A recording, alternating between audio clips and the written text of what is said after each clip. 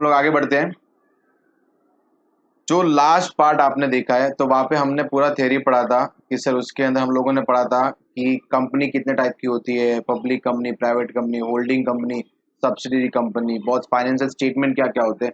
आज जो हम लोग पढ़ेंगे वो है कि सर कंपनी में कैपिटल कितने टाइप की होती है। यस, तो यहाँ पे आज जो हम लोग पढ़ने वाले हैं वो आपका टॉपिक रहेगा टाइप्स ऑफ कैपिटल। कौन सा रहेगा? Types of capital.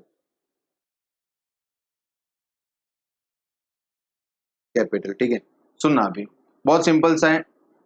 फर्स्ट होता है ऑथोराइज्ड शेयर कैपिटल। कौन सा है? ऑथोराइज्ड शेयर कैपिटल, ठीक है। पहला कौन सा आपका? Authorised share capital.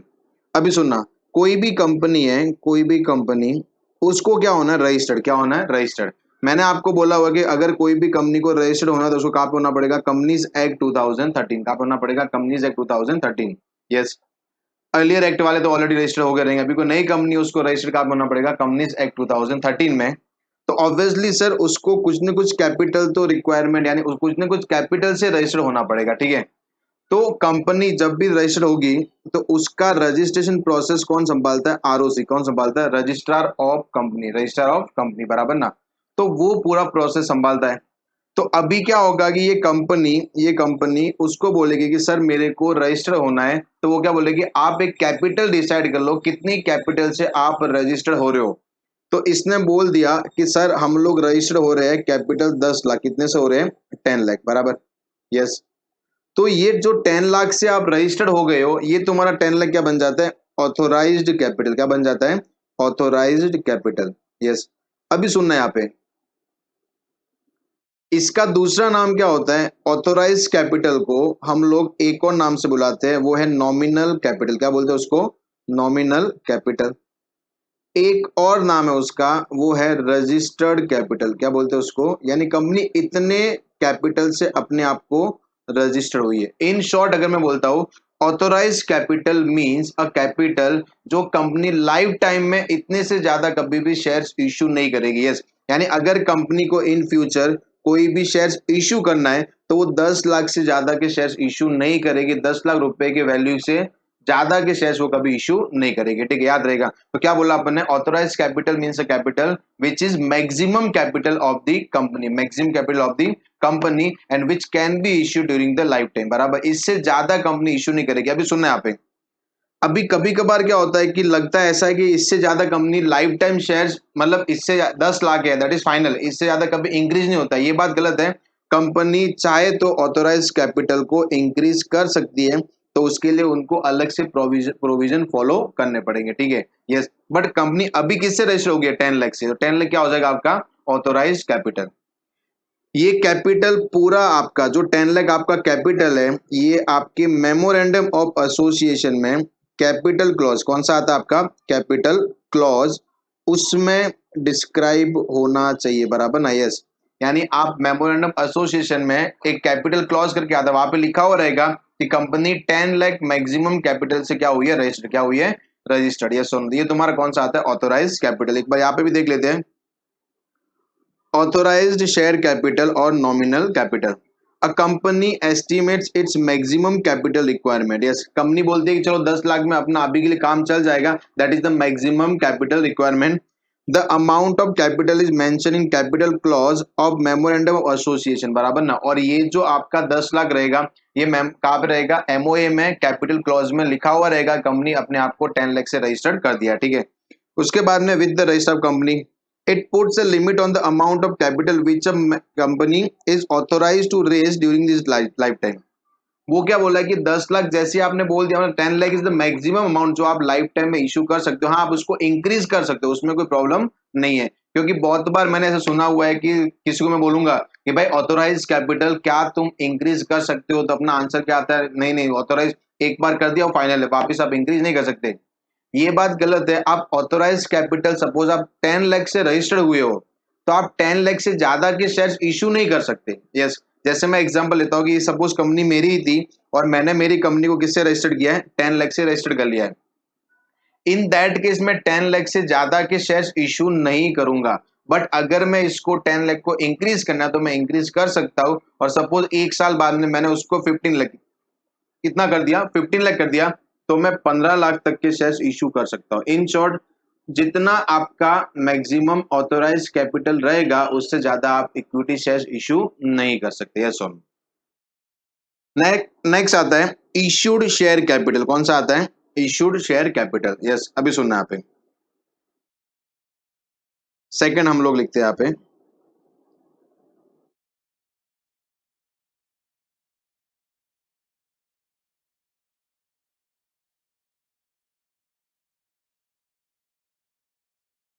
Issued share capital. Yes, अभी यहाँ पे सुनना, ऑथोराइज कितना था अपना सर? 10 लाख रुपीज। कितने का था? 10 लाख का। 10 लाख का ये रुपीज में अगर मैं इसको शेयर्स में डिवाइड करता हूं तो मैंने क्या बोला था? 10,000 शेयर्स थे। कितने थे? 10,000 शेयर्स थे at rupees 100 each, at rupees 100 each. यानी मैंने क्या बोला कि भाई ऑथोराइज कैपिटल कितना रहेगा आपका? 10,000 शेयर्स एट रुपीज 100, तो आपको कितना? 10 लाख मिल जाएगा। कितना मिल जाएगा आपको? 10 लाख मिल जाएगा। ठीक है, यस। अभी सुनना है यहाँ पे, सेकेंड आते हैं इश्यूड शेयर कैपिटल। यानी आपने क्या किया है, यानी आप मैक्सिमम इतने शेयर्स इशू कर सकते हो। आपने इशू कितना किया? 9,000 शेयर्स एट रुपीज 100 ईच। यानी आपने कितना कैपिटल पब्लिक के लिए इशू इशू कर दिया? 9 लाख। कितना कर दिया आपने? 9 lakh. In it means issued capital means a capital which is issued to the public, बराबर ना? जो हम लोग क्या करते हैं, पब्लिक को इश्यू करते हैं कि भाई 10,000 से हम लोग रजिस्टर्ड हुए हैं, हम लोग 9,000 शेयर्स क्या कर रहे हैं? इशू। क्या कर रहे हैं? इशू। तो यहाँ पे एक में अगर क्वेश्चन पूछता हूँ, क्या आपके पास आंसर रहेगा? क्या इशूड कैपिटल ऑथोराइज कैपिटल से कभी ज्यादा होगा?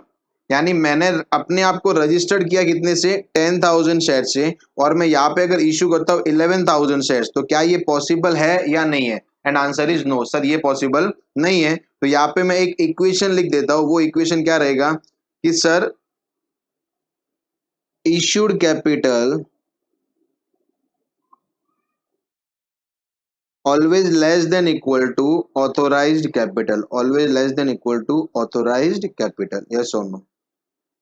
ये कैपिटल से आप मैक्सिमम क्या हुए? रजिस्टर्ड। क्या हुआ? आप मैक्सिमम रजिस्टर्ड हुए, बराबर ना? आपने उसमें से इशू कितना किया है? 9 लाख। कितना किया आपने? 9 लाख किया है। तो ऑब्वियसली बैलेंस शीट में जो काम रहेगा वो 9 लाख का रहेगा, कभी भी 10 लाख का काम नहीं होता। इन शॉर्ट, ऑथोराइज कैपिटल कभी भी आपके बैलेंस शीट के टोटल में इंक्लूड नहीं होता है, क्योंकि ये मैक्सिमम कैपिटल है जिससे आप क्या हुए? रजिस्टर्ड। क्या हुआ आप? रजिस्टर्ड। जो टोटल में लेंगे, ऑब्वियसली 10,000 का शेयर है, मैंने पब्लिक को 9,000 दिया है, तो मेरे पास पैसा भी तो 9,000 का 9,000 का आएगा ना। तो वो क्या हो जाएगा आपका? Issued capital. और जो मैं बैलेंस शीट के लिए इंक्लूड करूंगा वो कौन सा रहेगा? आपका इशूड कैपिटल। या सुन, अभी सुनना यहाँ पे, इशू भी कर दिया, चलो यहाँ पे पढ़ लेते हैं। Company did not issue total authorise capital. मैंने अभी पढ़ा लिया कि कंपनी को जरूरी नहीं कि पूरा 10,000 शेयर इशू करना है। कंपनी चाहे तो उससे कम इशू कर सकती है, लेकिन ज्यादा कभी भी इशू नहीं कर सकती। ठीक है, whatever portion of the shares capital is issued by the company, it is called issued capital। मैंने ऑलरेडी बोला कि a portion या कोई भी shares which is issued to the public, that is called issued capital। yes, issued capital means and includes the cash। मैंने क्या बोला उसको कि भाई ऐसा कर, तू इतना शेयर्स ले, मेरे को पैसा दे, that is called shares issued for cash, बराबर ना? And second, consideration other than cash, बराबर ना? यस, ऑलरेडी मैंने प्रैक्टिकल पार्ट में डिस्कस किया हुआ है कि हम लोग क्या करते थे, सामने वाले से असेट ले लिया, उसको मैंने शेयर्स दे दिया, तो इन दैट केस वो क्या हो गया आपका? Consideration other than cash, consideration other than cash. और वहां पे हमने दो केस पढ़े थे, पहला था प्रमोटर्स। कौन सा था? प्रमोटर्स का। And the second one is आपने कोई असेट परचेज किया। यस सोनो, समझता है ये? याद रहेगा। तो कंपनी जो शेयर्स इशू करती है, कंपनी जो शेयर्स क्या करती है? इशू करती है। तो ये इशू दो टाइप से हो सकता है। पहला कौन सा? या तो सर वो कैश ले सकती है, या फिर अदर देन कैश, या फिर अदर देन कैश। यस और नो? और जब वो अदर देन कैश है तो यहाँ पे दो है, या तो रहेगा प्रमोटर, क्या रहेगा? प्रमोटर, या फिर अदर। क्योंकि अगर मैं यहाँ पे लिखूंगा अदर में क्या क्या लेते हैं, तो बहुत सारे अपने पास पॉइंट है। कंपनी कोई भी अदर देन कैश काइंड में कोई भी चीज परचेज कर सकती है। ठीक है, यस। उसके बाद में हम लोग आते हैं the third part, that is subscribed capital.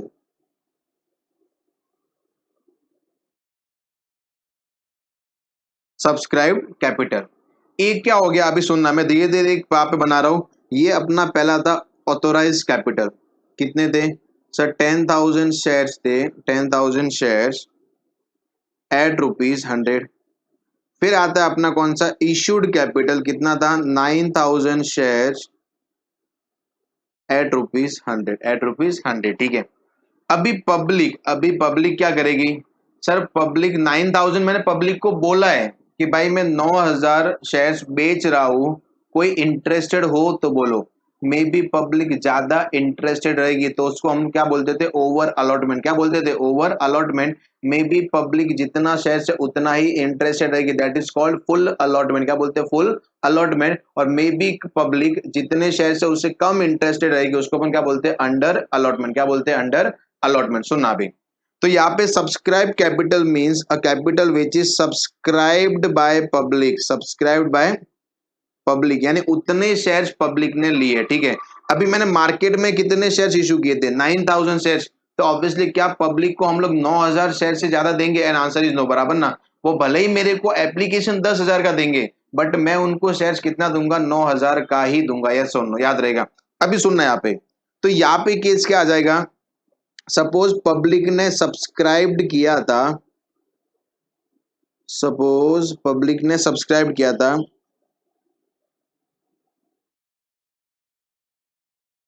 8,500 shares, कितने, 8,500 शेयर्स एट ₹100, ठीक है। तो कितने हो गए, 8,50,000, कितना हो गया, 8,50,000। यस, यहाँ पे एक और इक्वेशन बन सकता है कि सर सब्सक्राइब्ड कैपिटल हमेशा लेस देन इक्वल टू रहेगा कौन सा, इश्यूड कैपिटल। किससे रहेगा, इश्यूड कैपिटल। यानी इश्यूड कैपिटल से कभी भी ज्यादा आपका सब्सक्राइब नहीं होगा। मैंने मार्केट में पब्लिक को 9,000 शेयर्स बोले हैं, तो पब्लिक भले ही एप्लीकेशन 10,000 देगी, बट मैं उनको 9,000 शेयर्स ही अलॉट कर सकता हूँ, याद रहेगा ये, बराबर। अभी सुनना यहाँ पे, तो यहाँ पे मैं एक और लिख देता हूँ कि सर सब्सक्राइब्ड कैपिटल कितना हो गया अपना, 8,500 शेयर्स एट ₹100, एट ₹100, ठीक है। अभी सुनना यहाँ पे, सर कंपनी ने क्या बोला है कि चलो ठीक है, अभी एप्लीकेशन है, अलॉटमेंट है और फर्स्ट कॉल है। एप्लीकेशन रहेगा आपका ₹50, अलॉटमेंट रहेगा आपका ₹30, फर्स्ट कॉल रहेगा आपका ₹20, टोटल आपका 100 हो गया, ठीक है। यस, ऐसा उन्होंने बोला है, ठीक है। तो अभी तक हमने तीन पढ़ा, authorise capital that is maximum capital, उसको अपन दो नाम और है, नॉमिनल कैपिटल और रजिस्टर्ड कैपिटल, ठीक है। वो कहाँ पे आता है, मेमोरेंडम ऑफ एसोसिएशन में कैपिटल क्लॉज में लिखा हुआ रहेगा कि ये कंपनी इतने कैपिटल से रजिस्टर्ड हुई है, ठीक है। फिर हम लोग आए थे कहाँ पे, इशूड कैपिटल। कहाँ पे आए थे, इशूड कैपिटल। वहां पे हमने क्या पढ़ा कि सर जो ऑथोराइज कैपिटल है उसमें से सर्टेन पोर्शन या फिर उतना का उतना मैं किसको देता, पब्लिक को इश्यू करता हूँ। यस, यानी मैं पब्लिक के सामने एज अ सेल रख देता हूँ, ठीक है। सेल होता नहीं है बट एज अ सेल रखता हूँ कि भाई मेरे पास 9,000 शेयर्स हैं, एनीवन हु इज इंटरेस्टेड आप मेरे को एप्लीकेशन दे सकते हो, ठीक है। Yes, that is called issued capital. Issued capital हो गया। उसके बाद में सर पब्लिक ने कितना मांगा, पब्लिक ने सर जो मांगा उसको हम लोग क्या बोलते हैं, सब्सक्राइब्ड कैपिटल। क्या बोलते हैं उसको, सब्सक्राइब्ड कैपिटल। यस सुनो, समझ आइए। मैं नॉर्मल एग्जांपल देता हूं कि जैसे मेरे को एग्जैक्ट कस्टमर यानी इन्वेस्टर या ओनर कभी मालूम पड़ेगा जब वो मेरे को क्या करता है, सब्सक्राइब। क्या करता है, मेरे को सब्सक्राइब।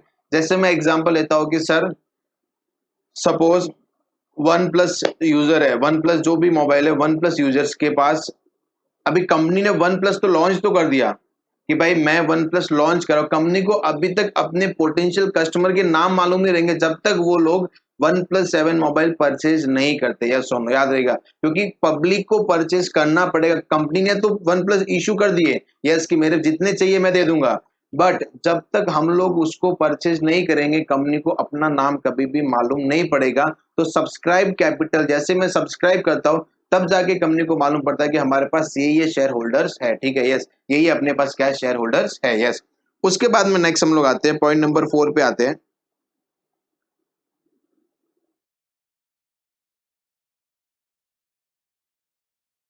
कॉल्ड अप कैपिटल, ठीक है। यस, अभी सुनना, ये कॉल्ड अप कैपिटल मैंने किधर सुना रहेगा, तुमने भी सुना रहेगा। कहाँ पे सुना था हम लोगों ने सर, जब हमने बात की थी किसकी, फोरफिटेड शेयर्स की। कॉल्ड अप मतलब क्या होता है कि सर कंपनी ने क्या बोला है कि बेटा तू ऐसा कर दे, तू है गरीब, तू क्या है गरीब है, और तू एक साथ में 100 रुपया नहीं देगा, तो ऐसा कर इंस्टॉलमेंट में दे। पहला एप्लीकेशन पे दे दे, फिर अलॉटमेंट पे 30 रुपया दे, फर्स्ट कॉल पे 20 दे दे, यानी टोटल 100 दे दे। बट अभी हमको भी इतना जरूरत नहीं है, हमको भी इतना जरूरत नहीं है, तो ऐसा कर ले बेटा, तू पहले 50 रुपया दे दे और फिर 30 रुपया दे दे। ठीक है, कितना दे दे, 50 भी दे दे और 30 भी दे दे ये साल में। 20 अभी मेरी इच्छा नहीं है मांगने की, तो मैं तेरे पास से अभी नहीं मांगेगी, ऐसा कंपनी ने बोल दिया। जब मेरी इच्छा होगी वो टाइम पे मांग लेगा। ठीक है, कोई प्रॉब्लम नहीं है। यस, तो सुनना अभी, कंपनी के पास कितने शेयर होल्डर थे सर? 8500 share holder. कितने थे? 8500 शेयर होल्डर। कंपनी ने पैसा कितना मांगा है सर? कंपनी ने मांगा है, एप्लीकेशन पे मांगा है और अलॉटमेंट पे मांगा है। ठीक है, तो 50 प्लस अगर मैं 30 करता हूं कितना होता है? 80। यानी कंपनी ने 80 रुपीज अभी भी कस्टमर के पास से मांगा है, 20 रुपीज अभी तक नहीं मांगा। ठीक है, तो 80 मल्टीप्लाई बाय 8500 कितना आ जाता है? आंसर आपका आएगा 6,80,000। कितना आता है? 6,80,000। तो ये तुम्हारा क्या हो जाएगा सर? Called up capital. यानी called up capital means a capital which is called up by the company, which is called up by the company. जो भी उसकी जरूरत है उसके हिसाब से कंपनी मंगा सकती है। ठीक है, यस और नो। तो यहाँ पे अपने पास एक और चीज आ गया, कौन सा आ गया? Called up capital. ठीक है, 8500 मल्टीप्लाई बाय 80। यस और नो, समझता है ये? कोई तकलीफ? यहाँ पे मैं इसका अमाउंट भी लिख देता हूँ, 6,80,000। कितना आता है? 6,80,000। यहाँ पे भी आप लिख सकते हो, कोई प्रॉब्लम नहीं है। 10 लाख का मेरा मैक्सिमम कैपिटल था, उसके बाद में सर 9 लाख के मैंने शेयर इशू कर लिए और 8,50,000 के मैंने क्या कर दिए सर? उसको सब्सक्राइब पब्लिक ने कर दिया। ठीक है, और उसमें से 6,80,000 मैंने अभी तक मांगा है। सर जो नहीं मांगा उसको हम लोग क्या बोल देंगे? जिसको मांगा कॉल्ड अप, नहीं मांगा क्या बोलेंगे? Uncalled up capital. कोई बड़ी बात नहीं है। 6 कितना रहेगा आपका अनकॉल्ड अप? तो हमको मालूम है कि सर 8,50,000 आपने मांगा था, उसमें से उन्होंने 6,80,000 ही दिया है। ठीक है, यानी आपको टोटल 8,50,000 मांगना था, बट आपने अभी तक कितना मांगा? 6,80,000। कितना आ जाएगा आपका? 1,70,000। ये तुम्हारा कौन सा कैपिटल रहेगा? Uncalled up capital. यस और नो? एक और मैं आपको बताता हूँ, इशूड कैपिटल मतलब जो मैंने इशू किया है। तो अनइशूड मतलब क्या होगा? जो मैंने इशू नहीं किया है। टोटल कितना? 10 लाख था, 10 लाख में से 9 लाख के शेयर मैंने इशू कर दिया, तो इशू कितना नहीं किया? 1 लाख। तो 1 लाख क्या बन जाएगा आपका? Unissued capital. क्या बन जाएगा आपका? Unissued capital. ठीक है, उसके बाद में हम लोग आते हैं फिर पॉइंट नंबर 5। कहाँ पे आते हैं? पॉइंट नंबर 5 पे। ठीक है, सुनना भी। उसके बाद में कॉल्ड अप हो गया, फिर आता है आपका पेड अप कैपिटल। कौन सा आता है? Paid up capital. Paid up capital मतलब क्या होगा? जैसे एग्जांपल लेते हैं कि सर कंपनी ने मांगा कितना है? 6,80,000। कितना मांगा है? 6,80,000। उसमें से सर एक बंदा था मिस्टर हरीलाल। कौन था? मिस्टर हरीलाल। उसके पास शेयर्स पड़े थे सर 1,000 शेयर्स, उसने कंपनी के परचेस किए थे। मल्टीप्लाई बाय सर उसने है ना अलॉटमेंट नहीं दिया था। क्या नहीं दिया था उसने? अलॉटमेंट। 30 रुपया नहीं दिया था, तो हम क्या बोलेंगे सर? 1,000 multiply by 30। तो हरीलाल जी ने 30,000 रुपीज अपनी कंपनी को नहीं दिए। ठीक है, ऐसे ही बोलेंगे हम लोग। तो इसको हम लोग मालूम है पढ़ा हुआ है, ये हमारे लिए क्या बन जाता है कंपनी के लिए? Calls in arrear. क्या बनता है ये कंपनी के लिए? Calls in arrear. Harilal ji ने वो 30,000 रुपीज नहीं दिया, तो वो क्या बन जाएगा? Calls in arrear. ठीक है, अभी ये कॉल्स इन अरियर है। मैंने मांगा कितना था सर? आपने मांगा था 6,80,000। कितना मांगा था आपने? 6,80,000। बट क्या मेरे को पूरा 6,80,000 मिलने वाला है? नहीं। क्या कंपनी में, क्या पब्लिक मेरे को पूरा 6,80,000 पे करेगी? नहीं। क्यों? क्योंकि सर उसमें से एक पर्सन है जिसने 30,000 नहीं दिया। तो हम लोग क्या करेंगे सर? कुछ नहीं, 6,80,000 माइनस 30,000, तो जो बचा वो अपना क्या हो जाएगा? Paid up capital. क्या बन जाएगा आपका? Paid up capital. ये समझ आइए। तो क्या समझा अपन यहाँ पे कि सर कॉल्ड अप कैपिटल आपका वो, उसमें से अगर आप कॉल्स इन अरियर क्या लेस करते हो? आप कॉल्स इन अरियर, तो आपको क्या मिल जाएगा? Paid up capital. तो यहाँ पे मैं लिख देता हूं कि sir what is mean by the paid up capital equal to, तो क्या बोलेंगे हम लोग sir, called up capital minus क्या करेंगे हम लोग सर, आप माइनस करोगे कॉल्स इन अरियर, तो आपको क्या मिल जाएगा, पेड अप कैपिटल। समझ आइए, तो अपने पास इतनी कैपिटल है, authorise capital, issued capital, subscribe capital, called up capital, paid up capital, ठीक है। यस, उसमें अपन और पढ़ा कि अनइश्यूड और अनकॉल्ड अप, वो भी अपने को समझ गया, ठीक है। यस और no, is there any problem? Yes, समझना यहाँ पे। तो यहाँ पे आपको दिया हुआ है, तो अगर आप पढ़ोगे तो आपको सेम चीजें मिलेगी, आपको कुछ भी ऐसा। एक कैपिटल आता है आपका रिजर्व शेयर कैपिटल। कंपनी कभी कभार क्या करती है कि ऐसा कैपिटल रखती है कि तुम अभी मत दो, जब कंपनी वाइंड अप होगी, यानी जब कंपनी बंद हो रही है, वो टाइम पे आप ये पैसा हमको दे देना, उसको हम लोग क्या बोलते हैं, रिजर्व कैपिटल। क्या बोलते हैं उसको हम लोग, रिजर्व कैपिटल, ठीक है। यस, यहाँ पे देख लो, कंपनी में decide by passing a resolution that a certain portion of the subscribe uncalled up capital shall not be called up accept in the event of winding up of the company, बराबर ना। Yes, तो वो क्या बोलता है कि sir जब winding up होगा ना, वो टाइम पे हम आपके पास से ये पैसा मांग लेंगे, and that is called reserve capital. क्या बोलते हैं उसको हम लोग, रिजर्व कैपिटल। यस, यानी जो रिजर्व करके रखा है, जब जरूरत होगा, और जरूरत कभी बोला उन्होंने, at the time of winding up of the company, जब कंपनी बंद होगी तो मैं तुम्हारे पास से वो पैसा मांग लेगी, ठीक है। यस सोनो, समझता है ये? यस, पक्का। कोई तकलीफ है आज तक? तो विद एग्जांपल हम लोगों ने क्या किया है, ये समझाया कि कितने टाइप की कैपिटल होती है, कितने टाइप की होती है, साथ में रिपीट करें। Authorise capital, issued capital, subscribed capital, called up capital, उसके बाद में पेड अप कैपिटल, फिर आप बोल दो अनकॉल्ड अप कैपिटल, फिर बाद में अन इशूड कैपिटल, और लास्ट में कौन सा आपका, रिजर्व कैपिटल। तो ये इतने टाइप की क्या होती है, कैपिटल, क्या होती है, कैपिटल, ठीक है। Thereafter further types of shares, बराबर ना। यस, ये तो हम लोगों को आता ही रहेगा, ओसीएसपी में हम लोग ऑलरेडी मास्टर है, बराबर। टाइप्स ऑफ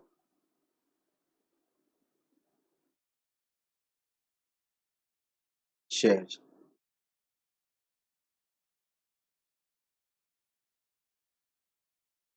कितने टाइप के होते हैं, दो टाइप के। एक होता है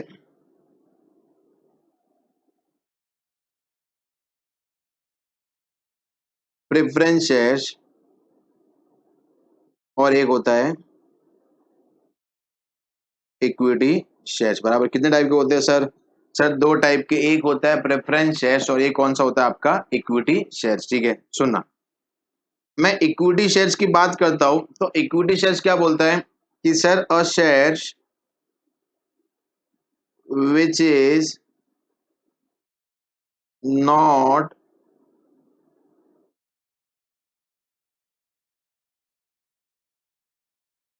प्रेफरेंस शेयर्स, वो तो बेचारा सिंपल लैंग्वेज में बात करता है कि सर ऐसा शेयर जो प्रेफरेंस शेयर्स नहीं है, क्या नहीं है, जो प्रेफरेंस शेयर्स नहीं है, उसको हम लोग क्या बोल देंगे सर, उसको हम लोग बोल देंगे इक्विटी शेयर्स, बराबर। उसने कुछ ज्यादा बड़ी बात नहीं की। इक्विटी शेयर्स क्या बोलता है कि मैं वो हूं जो प्रेफरेंस शेयर नहीं है, बराबर।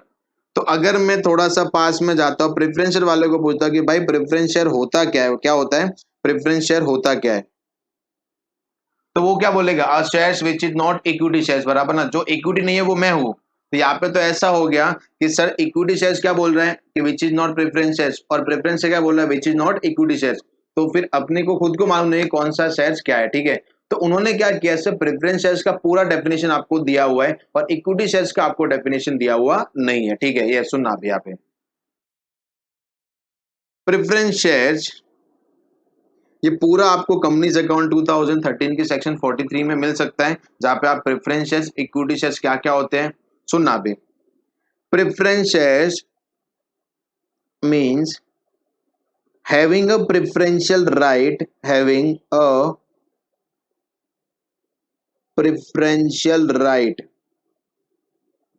क्या होता है इनके पास, प्रेफरेंशियल राइट। यानी अगर मैं प्रेफरेंशियल राइट को थोड़ा सा एलाबरेट करता हूं, तो इसका मतलब होता है प्रेफरेंशियल राइट को कि sir preferential right means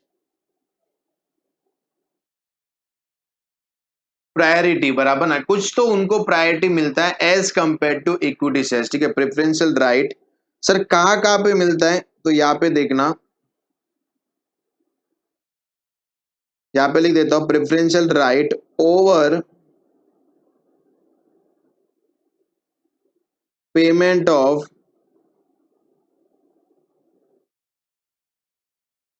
equity shares capital and dividend, बराबर ना, कैपिटल एंड डिविडेंड। तो वो क्या बोल रहा है कि सर प्रेफरेंस शेयर्स मतलब ऐसे शेयर्स जिनको प्रेफरेंशियल राइट होता है, क्या होता है, प्रेफरेंशियल राइट होता है over the payment of equity share capital and equity shares dividend, बराबर ना। यस, अभी सुनना यहाँ पे सर, हर साल, यानी मैं प्रेफरेंस शेयर्स की बात करता हूं तो उनको कुछ ऐसा लिखा जाता है 15%, 10,000 preference shares at rupees 100 each, at rupees 100 each, ठीक है। ये सुनना अभी, 15%, 10,000 preference shares at rupees 100 each. तो यहाँ पे सर 15% मतलब क्या रहेगा, इसका डिविडेंड रेट है, क्या इसका डिविडेंड रेट है, ठीक है। और ये कितने प्रेफरेंस शेयर और ये उनका क्या है, फेस वैल्यू, ठीक है, समझता है। तो ये जब डिविडेंड पे करेंगे ना तो इक्विटी शेयर से पहले इनको डिविडेंड पे किया जाएगा, ठीक है। जैसे मैं एग्जांपल लेता हूं कि कंपनी के पास टोटल प्रॉफिट बचा है 8 लाख, कितना बचा है, 8 लाख, यस, बराबर। 8 लाख प्रॉफिट है, उसमें ये प्रॉफिट कभी का है, बिफोर पेमेंट ऑफ डिविडेंड, बराबर ना, बिफोर पेमेंट ऑफ डिविडेंड, यानी डिविडेंड पेमेंट के पहले का प्रॉफिट दिया, अभी तक इसके अंदर से डिविडेंड लेस नहीं किया है। तो इसके पास प्रेफरेंस शेयर्स का डिविडेंड पड़ा हुआ है कितना, 6 लाख, कितना पड़ा हुआ है, 6 लाख। और इक्विटी शेयर्स का डिविडेंड है, उनको देना है कितना सर, 4 लाख, कितना है, 4 लाख, यस और नो, यानी टोटल इतना डिविडेंड देना है। तो 6 लाख सर किसका है, प्रेफरेंस शेयर्स का है, और 4 लाख किसका, आपका इक्विटी शेयर्स का, किसका, आपका इक्विटी शेयर्स का है। अभी मैं आपको बोलता हूं कि सर प्रेफरेंस शेयर्स को पहले पैसा दिया जाएगा, यस, यानी 8 लाख में से 8 लाख जो आपका प्रॉफिट बचा है उसमें सबसे पहले हम लोग किसको देंगे, 6 लाख प्रेफरेंस शेयर्स को, एंड देयर आफ्टर कुछ बचा तो 2 लाख हम किसको दे देंगे सर, इक्विटी शेयर्स को। यानी इक्विटी शेयर्स को पेमेंट कितना होगा, 2 लाख, और बाकी 2 लाख क्या हो जाएगा, उनके लिए कुछ नहीं मिलेगा उनको, यानी कितना मिलेगा, 2 लाख, ठीक है। तो ये डिविडेंड का राइट है, कौन सा राइट है, डिविडेंड का राइट है, ठीक है, यस और नो। यानी जब भी आप डिविडेंड किसी को दे रहे हो तो सबसे पहले आपको किसको देना पड़ेगा, प्रेफरेंस शेयर्स को, देयर आफ्टर आप किसको दोगे, इक्विटी शेयर्स को दोगे, यस और नो। उसके बाद में आता है कैपिटल, कौन सा आता है, कैपिटल। सर कैपिटल तो हम हर साल पेमेंट नहीं करते ना, क्योंकि उसने मेरे को पैसा दिया, मैंने उसको शेयर्स दे दिया। ये कैपिटल कभी की बात कर रहा है सर, जब कंपनी क्या होती है, वाइंड अप, क्या होती है कंपनी, वाइंड अप, कंपनी बंद हो रही है। और जब कंपनी बंद होती है तो हम लोगों को सबका कैपिटल पे करना पड़ेगा। तो जब मैं कैपिटल पे करूंगा तो सबसे पहले मैं बाहर वालों को दे देता हूँ, लोन, बैंक लोन सब दे दिया। फिर 2 लोग खड़े, एक कौन सा, प्रेफरेंस शेयर वाला, एक कौन सा, इक्विटी वाला। तो सबसे पहले मैं किसको बुलाऊंगा, प्रेफरेंस वाले को बुलाऊंगा, भाई ये ले तेरा कैपिटल लेके जा, बराबर ना। इक्विटी वाला आएगा, मैं बोलूंगा भाई पूरा पेमेंट नहीं होगा, इतना लेके जा। यानी in short, when you are making payment related to capital और dividend, then you have to make payment first to the preference shareholder and thereafter equity shareholder, that is called preference shares, बराबर ना, yes. यानी आपने आपने कोई भी ऐसे shares issue किए, भले उनका नाम नहीं है, आपने कोई भी ऐसे शेयर्स इशू किए जिसमें लिखा हुआ है कि भाई तेरे को पेमेंट इक्विटी से पहले मिलेगा, तेरे को डिविडेंड का पेमेंट इक्विटी से पहले मिलेगा, तेरे को कैपिटल का पेमेंट इक्विटी से पहले मिलेगा, तो इन दैट केस वो शेयर्स तुम्हारे कौन से हो जाएंगे, प्रेफरेंस है, कौन से हो जाएंगे, preference share. In short summarise करके बोल देता, preference shares means shares which is having preferential right over the payment of equity capital and equity dividend, यानी इक्विटी की कैपिटल और डिविडेंड से पहले उनको पूरा पेमेंट करना पड़ेगा, ये समझाइए, बराबर। तो अपने पास 2 टाइप के क्या है, ये शेयर्स है, ठीक है। तो आ जाते हैं हम लोग टाइप ऑफ प्रेफरेंस शेयर्स पे, ठीक है, सुनना भी। उन्होंने क्या बोला है, टाइप ऑफ प्रेफरेंस शेयर्स, पहला कौन सा है, क्यूमुलेटिव प्रेफरेंस शेयर्स, कौन सा है, क्यूमुलेटिव प्रेफरेंस शेयर। जैसे एग्जांपल लेता हूं मैं यहाँ पे कि सर 18-19 की बात है, कभी की है, 18-19 की बात है, कंपनी के पास 15%, 10,000 एट 100 ईच, क्या थे उनके पास में, प्रेफरेंस शेयर्स, क्या थे उनके पास में, प्रेफरेंस शेयर्स, बराबर, यस। अभी सुनना, तो सर ये प्रेफरेंस शेयर सपोज कौन से थे, क्यूमुलेटिव, कौन से थे, क्यूमुलेटिव। अभी सुना होता क्या, वो एग्जाम्पल के साथ में अपने को समझ आएगा, ठीक है। अभी हुआ ये कि ऑब्वियसली इनको मैं कितना डिविडेंड दूंगा, कि सर इनका प्रेफरेंस 10,000 है, मल्टीप्लाई बाय फेस वैल्यू कितना 100, 10,000 मल्टीप्लाई बाय 100 कितना आता है, 10 लाख, कितना आ जाता है 10 लाख, ठीक है। मल्टीप्लाई बाय 15%, मल्टीप्लाई बाय 15% कितना आ जाएगा? 1,50,000, 1,50,000 बराबर। तो ये इनका क्या है? डिविडेंड है। क्या है इनका? डिविडेंड 1,50,000, ठीक है। अभी हुआ ये कि सर 18-19 में प्रॉफिट नहीं था, 18-19 में कंपनी के पास प्रॉफिट नहीं था, तो कंपनी क्या करेगी? उसको बोलेगी कि भाई तेरा ये जो 1,50,000 का डिविडेंड है ना, ये मैं फ्यूचर प्रॉफिट के साथ में एडजस्ट करवा दूंगा, तेरे को जैसे ही फ्यूचर प्रॉफिट होगा मैं तेरे को दे दूंगा। इन शॉर्ट किसकी बात कर रहा है वो? 19-20, यानी 18-19 में तो सर उनको 1,50,000 नहीं मिला ड्यू टू इनसफिशिएंट प्रॉफिट, बराबर ना, प्रॉफिट सफिशिएंट नहीं था, तो उसको क्या बोला कि तेरा 1,50,000 का पेमेंट मैं कभी करवा दूंगा? इन 19-20, कभी करवा दूंगा मैं? 19-20 में। यानी इनको हम लोग क्या बोलते हैं? क्यूमुलेटिव। क्या बोलते हैं हम लोग? क्यूमुलेटिव। क्योंकि इनको क्या मिलता है? फिक्स परसेंटेज के हिसाब से डिविडेंड मिलता है, तो वो डिविडेंड अगर आप एक साल में पे नहीं करते तो वो क्यूमुलेटिव होके अगले साल में चला जाएगा। इन शॉर्ट नेक्स्ट ईयर में आपको 19-20 का तो 1,50,000 पे करना ही पड़ेगा, साथ में आपका पुराना बाकी कितना? आउटस्टैंडिंग।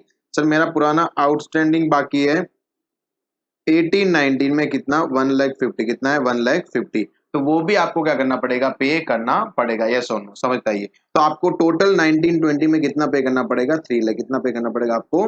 3 लाख। समझाइए। यानी cumulative preference shares means shares जो अगर आप एक साल में डिविडेंड पे नहीं कर पाए तो वो डिविडेंड का अमाउंट अगले साल में आपको पे करना पड़ेगा। यस और नो? याद रहेगा ये बराबर। अभी सुनना, ये तुम्हारा कौन सा था? Cumulative preference shares. तो यहाँ पे अगर आप पढ़ लोगे तो सेम चीज आपको दी हुई है। A cumulative preference shares is one that carries the right to a fix amount, already मैंने बोला फिक्स अमाउंट होता है, ऑफ डिविडेंड और डिविडेंड एट फिक्स रेट, बराबर, at dividend at fix rate, बराबर। Yes, such a dividend is payable even out of the future profit. Yes, यानी अगर आपने ये साल में डिविडेंड पे नहीं किया तो आपको फ्यूचर में भी आपको ये डिविडेंड पे करना पड़ेगा, यानी वो क्यूमुलेटिव हो जाएगा और आपको अगले साल में पे करना पड़ेगा। Yes, if current year profits are insufficient for the purpose, this means that the dividend on these shares accumulates unless it is paid in full and thereof, बराबर ना। यस, यानी जब तक आप पूरा पे नहीं करोगे तब तक वो क्यूमुलेटिव होता जाएगा और जैसे आपने पूरा पे कर लिया उसके बाद में वो क्यूमुलेटिव नहीं होता, ठीक है, फिर अपना पूरा पेमेंट हो जाता है। यस और नो? समझाइए। द अरियर ऑफ डिविडेंड, यानी जो आपने पे नहीं किया, are then shown in the balance sheet as a contingent liability, बराबर ना। जो आपने डिविडेंड पे नहीं किया वो बैलेंस शीट में कहां पे आ जाएगा? कंटिजेंट लायबिलिटी में बताया जाएगा कि कंपनी ने 2 साल का या 3 जो भी डिविडेंड है वो अभी तक पे नहीं किया। यस और नो? समझाइए। अभी सुनना, यहाँ पे होता क्या है, मैं आपको एक चीज और बताता हूँ जो इंपॉर्टेंट है कि अपने पास टोटल 2 शेयर्स है। एक कौन सा है? Equity shares. कौन सा है? इक्विटी। और एक आपका कौन सा है? प्रेफरेंस शेयर्स, बराबर। अभी सुनना यहाँ पे, इक्विटी शेयर्स को सर वोटिंग राइट होता है। क्या होता है?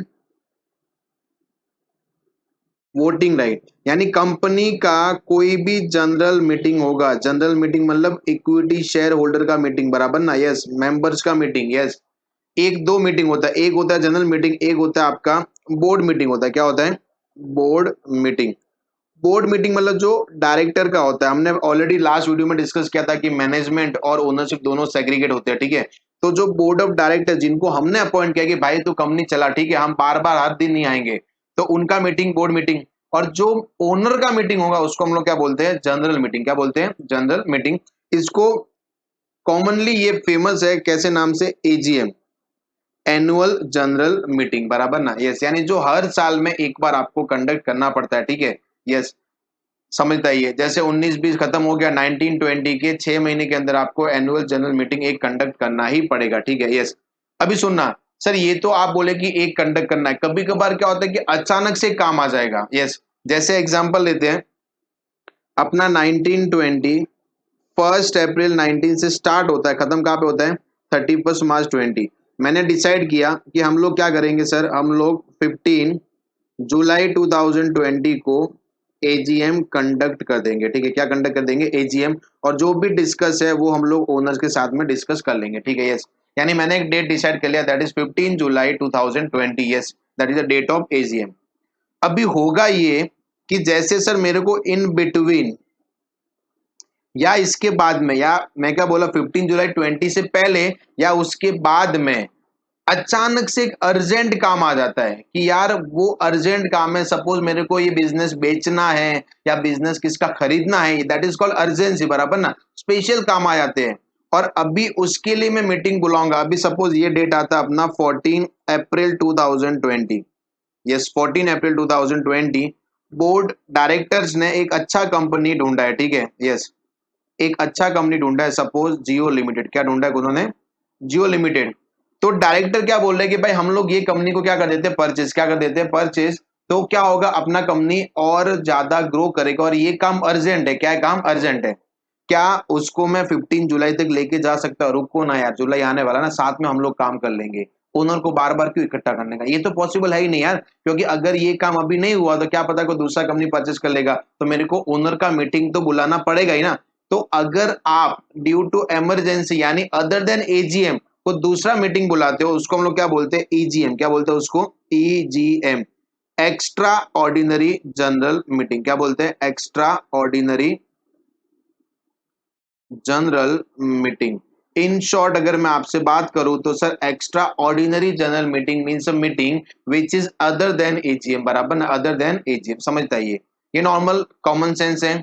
एजीएम होता है और ईजीएम दोनों मेंबर की मीटिंग होती है, बट एजीएम को छोड़ के आपको दूसरा मीटिंग बुला रहे, वो कौन सा रहेगा? आपका ईजीएम। कौन सा रहेगा? Extra ordinary general meeting, yes और नो। अभी सुनना यहाँ पे, सर ये हो गया। अभी नेक्स्ट आते हैं हम लोग, सुनना, अभी हम लोग कहाँ पे थे कि जनरल मीटिंग होता है, ये मैं वापस एक बार रफ कर देता हूं।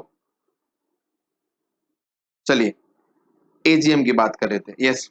अभी यहाँ पे देखना कि सर हुआ ये, जनरल मीटिंग में इक्विटी शेयर होल्डर्स को वोटिंग राइट होता है, जबकि प्रेफरेंस शेयर होल्डर को सर कोई भी वोटिंग राइट नहीं होता है।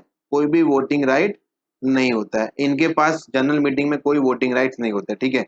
तो ऑब्वियसली ये तो सर वो बात हो गया कि इनको कुछ बोलने का राइट है ही नहीं है, ये प्रेफरेंस शेयर होल्डर आके बैठेंगे, चुपचाप बैठेंगे और वहां से निकल जाएंगे, कोई प्रॉब्लम, उसको कुछ भी बोला नहीं कि हाँ मैं अग्री करता हूँ, मैं अग्री नहीं करता, कोई राइट इनको नहीं है, ठीक है। जो भी डिसीजन लेंगे कौन लेंगे? Equity share holder. कौन लेंगे? इक्विटी शेयर होल्डर, ठीक है।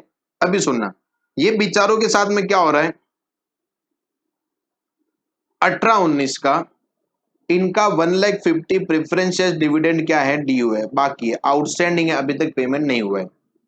19-20 का भी बेचारे का बाकी है 1,50,000 और पेमेंट नहीं हुआ है। ये तो बेचारे क्या कर रहे हैं, मुंह पे उंगली रख के बैठे हुए, अपने को बोलने का नहीं है, बराबर ना, कंपनी जो करे करेगी। यस, क्यूमुलेटिव हो रहा है, क्यूमुलेटिव हो रहा है। अभी मैं सीधी बात है, तुमको ही बोलता है कि तुमको कोई सैलरी नहीं दे रहा है 2 साल का, तो क्या आप वहां पे कंटिन्यू काम करोगे? नहीं ना, सीधी सी बात है यार, क्योंकि आपका 2 साल का सैलरी क्यूमुलेटिव होगा, वो बोलेगा भाई अगले साल देगा। अरे एक टेंशन क्यों रहता, खा के थोड़ी जा रहा है, अगले साल देगा, अगले साल देगा, ऐसा करके तुमको 10 साल तक घुमा रहा है। क्या आप एक ही जगह पे काम करोगे? कोई नहीं करेगा। तो इनके लिए, बेचारों के लिए एक प्रोविजन रखा हुआ है कि अगर कोई भी कंपनी 2 साल या उससे ज्यादा का डिविडेंड पे नहीं करती है, सुनना भी, अगर कोई भी कंपनी प्रेफरेंस शेयर होल्डर का 2 साल से ज्यादा का डिविडेंड, 2 साल या उससे ज्यादा का डिविडेंड पेबल है, पेमेंट नहीं किया है, तो ये भाई साहब को भी, यानी प्रेफरेंस शेयर होल्डर्स को भी वोटिंग राइट आ जाएंगे, बराबर ना, यानी उनको भी वोट देने का राइट आ जाएगा, समझता ही है। यस, जैसे एग्जांपल लेते हैं, कंपनी ने 18-19 का पेमेंट नहीं किया था, कोई डाउट नहीं है, कोई वोटिंग राइट नहीं आएगा, ठीक है। 19-20 2 साल हो गए ना, अभी प्रेफरेंस होल्डर के पास वोटिंग राइट है कि वो भी जनरल मीटिंग में वोट दे सकते हैं, बराबर ना, यस, कि तुम लोग ये कर रहे हो, क्योंकि सीधी सी बात है, अल्टीमेटली इंटरेस्ट किसका इफेक्ट हो रहा है, किसको बेचारों को तकलीफ हो रहा है, तकलीफ किसको हो रहा है? Preference share holder. किसको हो रहा है? प्रेफरेंस शेयर होल्डर को। तो they are entitled to carry a voting right, बराबर ना, यस, याद रहेगा। इन शॉर्ट अगर मैं आपको बोलता हूं कि सर, अगर प्रेफरेंस शेयर होल्डर्स का वोटिंग राइट या प्रेफरेंस होल्डर का वोटिंग राइट देने का राइट तभी है उनको, जब उनका इंटरेस्ट अफेक्ट होता है, बराबर है। जैसे मैं एग्जांपल लेता हूं कि सपोज ये तो डिविडेंड वाला केस था कि सर डिविडेंड 2 साल का पे नहीं किया, तो प्रेफरेंस होल्डर को ऑटोमेटिक राइट आ जाएगा कि वो भी जनरल मीटिंग में वोट दे सकते हैं, ठीक है, कि हम भी वोट देंगे, आपको कंसिडर करना पड़ेगा, ठीक है, ये हो गया। सेकंड, सर ये वाला केस है ही नहीं है, बराबर ना, हम तो उसको टाइम पे पेमेंट कर रहे हैं, 15% डिविडेंड है, मैं उसको टाइम पे पेमेंट कर रहा हूं। तो अभी क्या होगा, तो उन्होंने क्या बोला है कि जैसे जनरल मीटिंग हो रहा है, ये है अपने इक्विटी शेयर होल्डर, क्या उन्हें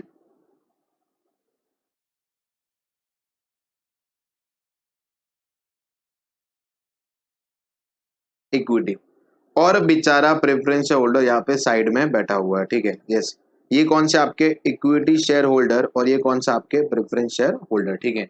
बेचारों को अलग ही निकाल दिया, ठीक है। अभी सुनना यहाँ पे, सर चेयरमैन है अपने पास। अभी सुनना यहाँ पे, ये कौन सा मीटिंग है, मैं आपको बोल देता हूँ कि मीटिंग आपका कौन सा है सर, AGM या EGM, जो भी आप बोल दो, ठीक है। Yes, they equity share holders are carrying voting right, जो भी डिसीजन बोलेगा भाई ये करना है वो करना है, ये वोट देंगे, यस करना है नहीं करना, ये विचार सुनेगा, ठीक है। यस, अभी सुनना है यहाँ पे, चेयरमैन बोला कि हम ये टाइम पे क्या कर रहे हैं, ये चीज परचेस कर रहे हैं, ये नहीं कर रहे, तो equity share holders are entitled to voting right, ठीक है। ये कुछ नहीं बोलेगा। चेयरमैन बोलता है कि भाई कंपनी का हालत थोड़ा सा खराब है, तो जो प्रेफरेंस शेयर होल्डर का 15% डिविडेंड हम लोग दे रहे हैं, जो देते आ रहे हैं, उसको हम लोग क्या करते हैं, रिड्यूस रिड्यूस करके कितना कर देते हैं, 12%। अभी भाई को गुस्सा आएगा, बराबर ना। यस, नहीं बोल रहा हूं, नहीं बोला, तू मेरे को हल्के में लेते जा रहा है, हल्के में लेते जा रहा है, बराबर ना। क्योंकि सर यहाँ पे अभी इंटरेस्ट किसका इफेक्ट हो रहा है, अभी जैसे ही वो चेयरमैन ये बोलेगा, ये तो सब लोग हाँ बोलेंगे, यस ऐसा होना ही चाहिए, बराबर ना। यस, क्यों, क्योंकि पैसा बचेगा, और पैसा बचेगा तो अपने पास ज्यादा आएगा। तो in that case preference share holder has a right to vote, बराबर ना। यानी जब उनके लिए बात आएगी तो उनको वोट देने का राइट है, अदरवाइज नॉर्मल बिजनेस में उनको वोट देने का राइट नहीं होता। मैंने यहाँ पे दो चीज डिस्कस किया। द फर्स्ट वन इज कि preference share dividend is not payable for more than equal to 2 years, then preference share holder has right to vote.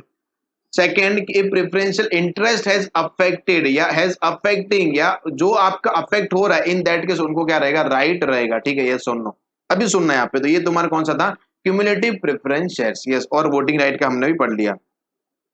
फिर आते हैं नॉन क्यूमुलेटिव, बराबर ना। यानी सर ये ऐसा डिविडेंड जो क्यूमुलेटिव नहीं होता है, अगर मेरे पास प्रॉफिट नहीं है, तो अगर मैं 1,50,000 ये टाइम पे पेमेंट नहीं कर रहा हूं, तो उसको आगे क्यूमुलेटिव नहीं किया जाएगा, वो पेमेंट वापस प्रेफरेंस होल्डर को देने की जरूरत नहीं है, ठीक है। फिर आता है पार्टिसिपेटिंग प्रेफरेंस शेयर्स, कौन से हैं, पार्टिसिपेटिंग प्रेफरेंस शेयर। ऐसे प्रेफरेंस शेयर, सुनना भी,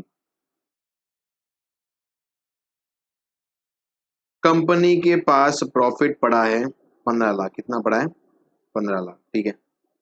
उसमें से प्रेफरेंस शेयर्स को हम लोगों ने दिया डिविडेंड उनका 3 लाख, कितना दे दिया, 3 लाख, 1 साल का। इक्विटी शेयर्स को हम लोगों ने दिया कितना, 4 लाख सपोज। तो टोटल कितना हो गया, 7 लाख। यानी अभी भी बैलेंस कितना पड़ा है सर, अभी भी बैलेंस पड़ा हुआ है 8 लाख। कितना पड़ा है, 8 लाख। कैसे आया सर, 3 लाख और 4 लाख मैंने बांट दिया, 15 लाख माइनस 3 और 4 कितना आ जाएगा, 8 लाख।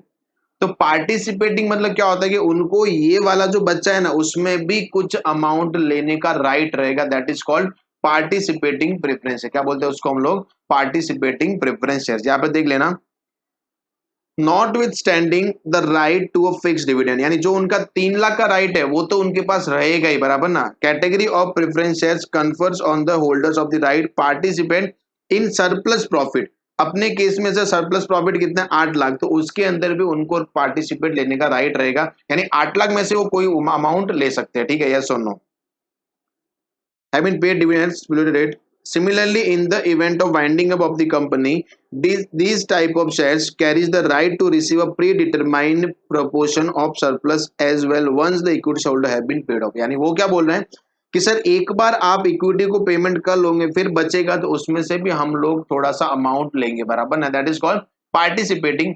अभी इसका उल्टा क्या हो जाएगा, नॉन पार्टिसिपेटिंग। यानी भाई तेरे को 3 लाख मिल गया ना, बस चुप हो जा, अभी निकल जाए से, ठीक है। बाकी जो बचा है वो हमारा रहेगा, हम देख लेंगे, तेरे को किधर भी वापस मुंह मारने की जरूरत नहीं है। यस सुनो, that is called non participating preference shares. क्या बोलते हैं उसको हम लोग, non participating preference share. Yes सुनो, उसके बाद में हम लोग आते हैं रिडीमेबल प्रेफरेंस शेयर्स। ये थोड़ा समझ लेना, अच्छा है। No company can issue irredeemable preference share. सुनना, मैं थोड़ा सा अलग बात कर रहा हूं। No company can issue irredeemable preference shares. In short, company को हमेशा रेडीमेबल प्रेफरेंस शेयर्स ही इशू करना पड़ेगा, ठीक है। सुनना भी, रेडीमेबल मैंने डिबेंचर आपको पढ़ाया था, वहां पे रेडीम था, तो वो सेम यहाँ पे आएगा, रेडीमेबल प्रेफरेंस शेयर्स, ठीक है। सुनना, तो यहाँ पे मैं लिखता हूं company always issue redeemable preference shares, बराबर। अभी मेरे पास हमेशा दो चीज का आंसर हमेशा रहेगा, इशू और रेडीमेबल। इशू में क्या होता है सर, इशू में गांधी जी आते हैं, पैसा आता है, गांधी जी अपने पास आते हैं और अपने पास से क्या जाता है, यहाँ पे प्रेफरेंस शेयर में बोलता है प्रेफरेंस शेयर जाता है, ठीक है, प्रेफरेंस शेयर अपने पास से जाता है, बराबर। रेडीमेबल मतलब क्या होगा, जब मैं रिडीम करूंगा, रिडीम अभी की बात नहीं, रिडीम फ्यूचर की बात रहेगी। इन केस ऑफ रेडीमेबल वहां पे क्या होगा सर, पैसा उल्टा हो जाएगा, पैसा मतलब जाएगा और प्रेफरेंस शेयर्स आएगा, प्रेफरेंस शेयर्स आएगा, पैसा जाएगा, प्रेफरेंस शेयर्स आएगा, that is called redeemable preference share. Is that clear? Yes, सुना अभी। तो company always issue redeemable preference share. Suppose example लेता हूं कि टुडे, आज की डेट, आज डेट सपोज कौन सा, 11 मई 2020, मैंने क्या किया sir, debenture sorry preference shares issue किया। क्या किया मैंने, प्रेफरेंस शेयर्स इशू। तो मैंने उसको बोला कि भाई तू आज इशू में कर रहा हो तो कुछ सालों बाद में मैं तेरे पास से प्रेफरेंस शेयर्स ले लूंगा, ठीक है, तेरे पास से प्रेफरेंस शेयर ले लूंगा। और मैंने बोल दिया भाई 100 साल बाद में, अभी 100 साल का गारंटी किसने दिया है? यस। तो कंपनी ने क्या बोला है कि मैक्सिमम पीरियड कितना होना चाहिए, अप टू 20 ईयर्स, कितना होना चाहिए, अप टू, यानी कंपनी 20 साल से ज्यादा का, कितने साल से, 20 ईयर से ज्यादा का रेडीमेबल प्रेफरेंस शेयर्स इशू नहीं, यानी कंपनी किसी को ऐसा नहीं बोल सकती कि आज मैं प्रेफरेंस शेयर्स इशू कर रही हूं और मैं 25 साल बाद में तेरे पास से प्रेफरेंस शेयर ले लूंगी, बराबर ना। मैक्सिमम लाइफ टाइम लिमिट कितना है, 20 ईयर्स, कितना है, 20 ईयर्स। अभी सुनना है आप, बट एक्सेप्ट, एक्सेप्ट मतलब ग्रेटर देन 20 ईयर्स का वो इशू कर सकती है, बट उसमें भी मैक्सिमम कितना रहेगा, less than equal to 30 years. Yes सुनो, less than equal to 30 years. जैसे ये किसके लिए, कोई भी इंफ्रास्ट्रक्चर प्रोजेक्ट है, कोई भी इंफ्रास्ट्रक्चर प्रोजेक्ट है उनके लिए, यस, कोई भी कंपनी इंफ्रास्ट्रक्चर प्रोजेक्ट में इन्वॉल्व है तो उनके लिए क्या बोला कि भाई तू 20 साल से ज्यादा के रेडीमेबल प्रेफरेंस इशू कर सकता है, बट 30 साल से ज्यादा के इशू नहीं कर सकता, बराबर। सुनना तो अगर मैं यहाँ पे बात करता हूं कि इंफ्रास्ट्रक्चर प्रोजेक्ट के लिए मैक्सिमम टाइम पीरियड कितना रहेगा, मैक्सिमम पीरियड तो अपने को मालूम है कितना रहेगा, 30 ईयर्स, कितना रहेगा। बट उसने क्या बोला है, सुनना अभी, कि सपोज एक कंपनी है इंफ्रास्ट्रक्चर की, कंपनी अपना ही होना चाहिए, बराबर ना,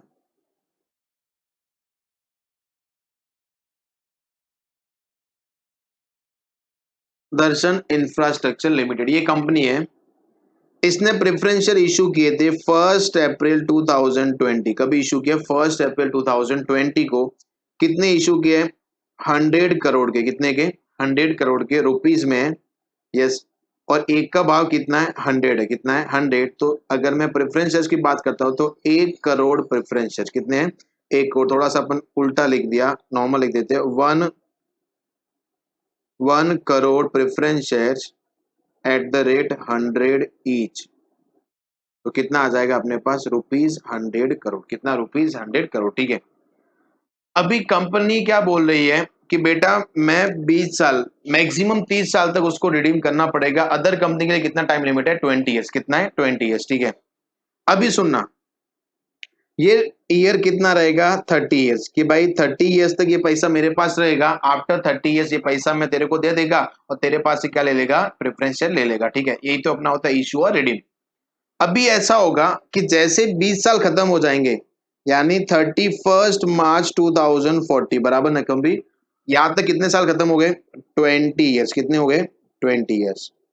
ये तो अपना कंपनी कौन सा है सर, इंफ्रास्ट्रक्चर कंपनी है, तो अभी तक तो अपने को 30 ईयर्स तक जाना है। 30 ईयर्स कौन सा होता है अपना, 31 मार्च 2050, ये सुन लो, ये 10 ईयर और रहेंगे, बराबर। यस सुन, यानी 1 अप्रैल 2040 से स्टार्ट होगा और 31 मार्च 15 तक अपना और 10 साल है, यस। बट उन्होंने क्या बोला है कि सर जब आपका 20 ईयर्स खत्म हो जाएगा ना, यानी 20 साल आपका खत्म हो गया, तो उसके बाद में आपको हर एक साल में जितना आपने प्रेफरेंस शेयर इशू किया था उसका 10% रिडीम करना पड़ेगा। ठीक है, समझना सुनना। 20 साल खत्म हो गया, नॉर्मल कंपनी के लिए कितना बोला, 20 साल। ठीक है, कि भाई तूने अगर आज 100 करोड़ प्रेफरेंस शेयर इशू किए 100 करोड़ रुपए के, तो 20 साल तक तेरे को उसके पास से 100 करोड़ का प्रेफरेंस शेयर लेना है और तेरे को 100 करोड़ का उसका अमाउंट दे देना है। ठीक है, बट इंफ्रा के लिए टाइम लिमिट बढ़ा है। यस, इंफ्रास्ट्रक्चर प्रोजेक्ट वाली कंपनियां, उनके लिए कितना किया है, 30 ईयर्स। कितना कर दिया, 30 ईयर्स। बट उनको क्या बोला है कि जैसे 20 साल खत्म हो जाएगा ना, तेरे को हर साल कुछ ना कुछ अमाउंट रिडीम करना पड़ेगा। और वो कुछ ना कुछ अमाउंट कितना है, 10%। कितना है, 10%। सुनना, तो पहले साल फर्स्ट ईयर, सेकेंड ईयर, मैं यहाँ पे ईयर नहीं लिखता हूँ, सीधा नाम ही लिख रहा हूँ, 4 year, 5th year, 6th, 7th year, 8 year, 9 और 10। ठीक है, यानी हर साल उनको 100 करोड़ का 10% कितना होगा सर, 100 करोड़ का मल्टीप्लाई बाय 10%, 10 करोड़। यानी ये 10 करोड़ एक दो ऐसा उनको क्या करना पड़ेगा, हर साल रिडीम करना पड़ेगा। यानी अपन बोल सकते हैं कि सर वो 2040-41 में कितना रिडीम करेगा, 10 करोड़। तो ऐसा करके उसको पूरा 10 साल तक 100% क्या करना पड़ेगा, रिडीम। यस और नो। तो सर क्या टाइम लिमिट बढ़ा है, यस, कितना, 30 ईयर्स। कितना किया हुआ है, 30 ईयर। बट जैसे 20 साल खत्म हो जाएगा तो उसको 10% रिडीम करना पड़ेगा और 10 साल तक 100% रिडीम हो जाएगा। इज दैट क्लियर, यस और नो। चलिए फिर आगे बढ़ते हैं हम लोग। उसके बाद में आते हैं रिडीमेबल। नॉन रिडीमेबल तो कंपनी कभी इशू कर ही नहीं सकती, बराबर ना। बट अपन बोल सकते हैं कि नॉन रिडीमेबल मतलब a shares which is not redeemable. ठीक है, यस और नो, समझता है ये। अरे यस और नो, समझा। आगे बढ़े, कन्वर्टेबल प्रेफरेंस शेयर्स, बराबर ना। और शेयर्स जो ऑप्शन रहता है उनके पास कि भाई तेरे को इक्विटी शेयर्स में कन्वर्ट करना है तो कर दे। ठीक है, और नॉन कन्वर्टेबल मतलब जो इक्विटी शेयर्स में कन्वर्ट नहीं होता। ठीक है, फिर हमने पढ़ा इक्विटी शेयर्स, बराबर ना। इक्विटी शेयर्स मतलब क्या होता है कि सर ये ऐसे शेयर जो प्रेफरेंस शेयर्स नहीं होते, बाकी कोई भी इनका है नहीं है, कोई टाइप नहीं है, इक्विटी शेयर नॉर्मली होते हैं। यस, सुनना भी, यस। उसके बाद में उसने एक अजम्पशन लिया हुआ है कि अनलेस मेंशन अदरवाइज, यानी क्वेश्चन में आपको कुछ भी नहीं दिया, preference shares are non cumulative, यानी क्यूमुलेटिव नहीं होंगे, नॉन पार्टिसिपेटिंग, कोई वोटिंग राइट नहीं होगा, and non convertible and redeemable in nature, बराबर ना। यस और नो, यानी या तो वो नॉन कन्वर्टेबल रहेंगे और नॉन रिडीमेबल। ठीक है, ये कभी भी नहीं होंगे। यस और नो, याद रहेगा। चलिए नेक्स्ट बढ़ते हैं। Issue of shares for cash, बराबर ना। यस, अभी सुनना, इसके अंदर बहुत छोटे से प्रोविजन है, बहुत छोटे से प्रोविजन है, यहाँ पे बोल देता हूँ।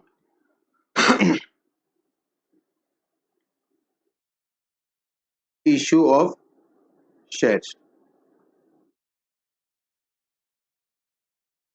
यहाँ पे हमेशा होता है, दो चीज फॉलो होता है। एक होता है कंपनी एक्ट 2013 और एक होता है सेबी, बराबर ना। अगर कंपनी क्या है, लिस्टेड है, क्या है, कंपनी लिस्टेड है। ऑब्वियसली सेबी के most of the provision applicable to listed companies. तो सेबी, यानी आपको दो चीज पढ़ना है। ठीक है, इसमें फर्स्ट पढ़ेंगे हम लोग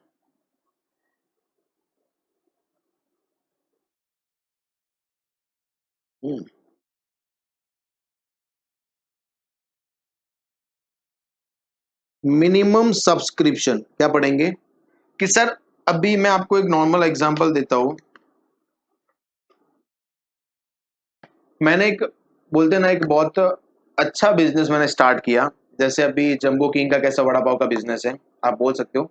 तो मैंने वो टाइप से मैंने एक दूसरा स्टार्ट किया, उसका नाम रख दिया मैंने मंकी किंग। क्या नाम रख दिया मैंने, मंकी किंग। ऐसे नाम अभी आया, जैसे बोल दिया।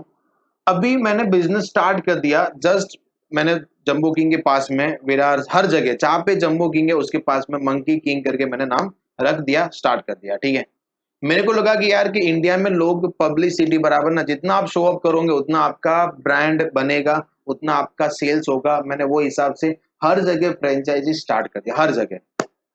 अभी सर हुआ ये कि मैं पूरे दिन में, मेरे हर एक ब्रांच से 2 या 3 वड़ा पाव ही बिकते थे। जबकि मैं जंबो किंग की बात करूंगा तो वहां पे सर उसके पूरे दिन में बहुत सारे थाउजेंड्स में वड़ा पाव बिक जाते थे। अभी सर इससे क्या होता है मालूम है, एक तो मेरा कॉन्फिडेंट तो लो होने ही वाला है कि भाई अपना बिजनेस नहीं चल रहा और मैंने बहुत बड़ा इन्वेस्टमेंट कर दिया यार।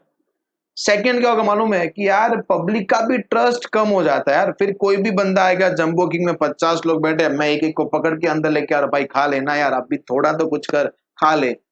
तो वो चीज से क्या होगा, पब्लिक का ट्रस्ट कम हो जाता है। और अपने को मालूम है कि अपने बहुत सारी ऐसी कंपनियां देखी है, जो कंपनियां पब्लिक से पैसा तो ले लेती है बट उसके बाद में पैसे को मिसयूज कर देती है या फिर सर उसको यूटिलाइज प्रॉपर जहां पे बोला है वहां पे यूटिलाइज नहीं करती है। तो कंपनीज एक्ट और सेबी ने अलग अलग अपने रूल्स बनाए, ठीक है। यस, सुनना भी। तो मिनिमम सब्सक्रिप्शन क्या होता है कि सर आपने अगर पब्लिक से मांगा है जितना पैसा, तो इतना पैसा तो पब्लिक से आना ही चाहिए, यानी पब्लिक का ट्रस्ट होना ही चाहिए। यस और नो। अगर पब्लिक का ट्रस्ट नहीं है तो इन दैट केस वो वापस क्या हो जाएगा, वो पैसा आपको रिफंड करना पड़ेगा। मैं आपको सिंपल मेरा एग्जांपल देता हूँ। सपोज मैं कहाँ पे भी क्लासेस में पढ़ाने जा रहा हूँ, 100 बच्चे बैठे हो। कितने बच्चे बैठे हैं? 100 बच्चे।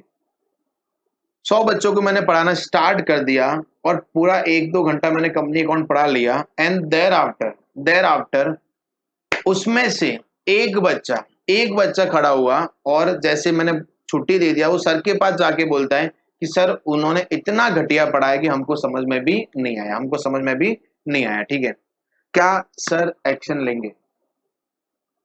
सोचो जरा। क्या सर एक्शन लेंगे कि चलो 10 को निकाल देते, ठीक है, एक बच्चे को नहीं समझाए, 99 को प्रॉपर समझाए, there are only one student जिसको नहीं समझाए, क्या सर निकाल देंगे? And answer is no. क्योंकि सर वहां पे अपने को मालूम है कि यार एक बच्चे को नहीं समझा जबकि 99 स्टूडेंट को एकदम अच्छे से समझ गया है, तो उनको निकालना वाजिब नहीं रहेगा। हाँ, बट 100 बच्चों में से 60 बच्चों को नहीं समझा, 40 बच्चों को समझा है, तो फिर तो हम तो निकलने वाले। अभी सर को सर बुला देंगे, बोलेंगे सर आपने इतना अच्छा पढ़ाया कि बच्चों को सब आज ही समझ गए, आप कल से मत आना, ठीक है। यही तो होता है। यस, तो यही हुआ ना। तो आपको एक मिनिमम क्राइटेरिया सेटिस्फाइड करना पड़ेगा, ठीक है। और ऑब्वियसली सुनना, मैंने एक कंपनी स्टार्ट किया है, अभी मैं पब्लिक से पैसा मांग रहा हूं, ठीक है। तो मैं पूरा प्लानिंग से मांगेगा यार कि मेरे को इतना पैसा इसके लिए चाहिएगा, मेरे को इतना असेट चाहिएगा, इतना ये चाहिएगा, इतना ये चाहिएगा, इतना ये चाहिएगा, इतना ये मेरे जो पहले के प्रिलिमिनरी एक्सपेंस हुए, पहले के खर्चे हुए, सब मेरे को मिला के कंपनीज एक्ट में कितना बोला कि मेरे को 100 करोड़ रुपीज चाहिए। कितना चाहिए? 100 करोड़। तो मेरे को ये अमाउंट कहाँ पे लिखना पड़ेगा? प्रोस्पेक्टस। कहाँ पे लिखना पड़ेगा? प्रोस्पेक्टस। यस और no? Prospectus is nothing but एक डॉक्यूमेंट है जो आप पब्लिक को देते हो ताकि पब्लिक वो पढ़ के अपने शेयर्स क्या कर ले? सब्सक्राइब। क्या कर ले? शेयर्स सब्सक्राइब, ठीक है। तो उसको हम लोग क्या बोलते हैं? प्रोस्पेक्टस। क्या बोलते हैं? प्रोस्पेक्टस। यस। तो मैंने प्रोस्पेक्टस में लिखा कितना? 100 करोड़। कितना लिखा है? 100 करोड़। अभी सुनना, ये तो मैंने लिखा है, बट पब्लिक ने अप्लाइड किया, पब्लिक ने अप्लाई किया 90 करोड़। कितना अप्लाई किया है? यानी मैंने प्रोस्पेक्टस में, मैं कंपनीज एक्ट की बात कर रहा हूं, ठीक है। कंपनीज एक्ट में पब्लिक ने कितना, मैंने कितना बोला कि 100 करोड़ मेरे को चाहिएगा, ठीक है। तो आप मेरे पे भरोसा रख के 100 करोड़ दे दीजिए। पब्लिक ने कितना बोला है? 90 करोड़, ठीक है। तो इन दैट केस आपको पूरा पैसा रिफंड करना पड़ेगा, आपको पूरा पैसा लौटाना पड़ेगा। इन शॉर्ट मैं क्या बोलता हूं कि sir companies act 2013, companies act 2013 में आपने जितना पैसा प्रोस्पेक्टस में लिखा, अमाउंट स्टेटेड इन प्रोस्पेक्टस, उतना आपको मिलना चाहिए। यानी यही आपका क्या बन जाएगा? Minimum subscription. तो कंपनीज एक्ट के हिसाब से मेरे लिए मिनिमम सब्सक्रिप्शन कितना होगा? तो यहाँ पे मैं लिखता हूं कि minimum subscription equal to 100 crore. Yes और नो? समझ आइए? Any problem? सेबी क्या बोलता है कि भाई टेंशन लेने का नहीं, जितना एटलीस्ट 90% या उससे ज्यादा आपको पब्लिक से पैसा आ जाना चाहिए। 90% ऑफ इशू प्राइस बराबर ना इशू वैल्यू। जैसे मैंने सर पब्लिक को 100 करोड़ के शेयर्स के लिए इशू किया था, 100 करोड़ रुपीज के, तो इसका 90% कितना होता है सर? 90 करोड़ थे। यानी पब्लिक से आपको 90 करोड़ जितना अमाउंट आ जाना चाहिए। यानी हम यही समझेंगे कि अगर 90% आया है मतलब पब्लिक ने ट्रस्ट बताया, बराबर ना? यस। 90 से एक भी कम आ गया, 89% आ गया, तो आपको पूरा का पूरा पैसा क्या करना पड़ेगा? रिफंड। क्या करना पड़ेगा? रिफंड। याद रहेगा ये। तो सर सेबी के केस में मिनिमम सब्सक्रिप्शन कितना है? 90% ऑफ इशू वैल्यू, जितना आपने शेयर्स इशू किए उसका 90% आ जाना चाहिए। और कंपनीज एक्ट 2013 के हिसाब से अमाउंट स्टेटेड इन प्रोस्पेक्टस, बराबर अमाउंट जो आपने क्या किया है प्रोस्पेक्टस में लिखा है वो आपको अमाउंट आ जाना चाहिए, ठीक है। फिर हम लोग आते हैं, यही कंटिन्यू हो रहा है बराबर ना, कंपनीज एक्ट वाला ही पोर्शन कंटिन्यू हो रहा है। फिर आते हैं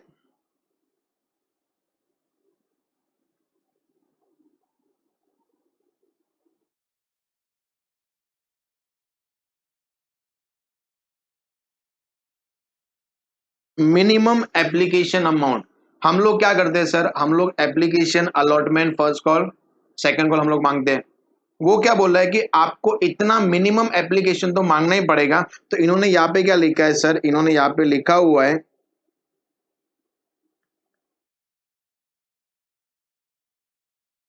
5% ऑफ नॉमिनल वैल्यू, या फिर इसको बोलते हैं हम लोग फेस वैल्यू। क्या बोलते हैं हम लोग, यानी एटलीस्ट 5% तो आपको रखना ही पड़ेगा। जैसे एग्जांपल लेते हैं कि कंपनी ने 10,000 शेयर्स इशू किए थे और जिसका फेस वैल्यू कितना था, 100 रुपीज। कितना था, 100 रुपीज। तो आपका एप्लीकेशन अमाउंट मैंने ऐसा रखा था, एप्लीकेशन अलॉटमेंट फर्स्ट कॉल मैंने ये रखा था 6 रुपया, सॉरी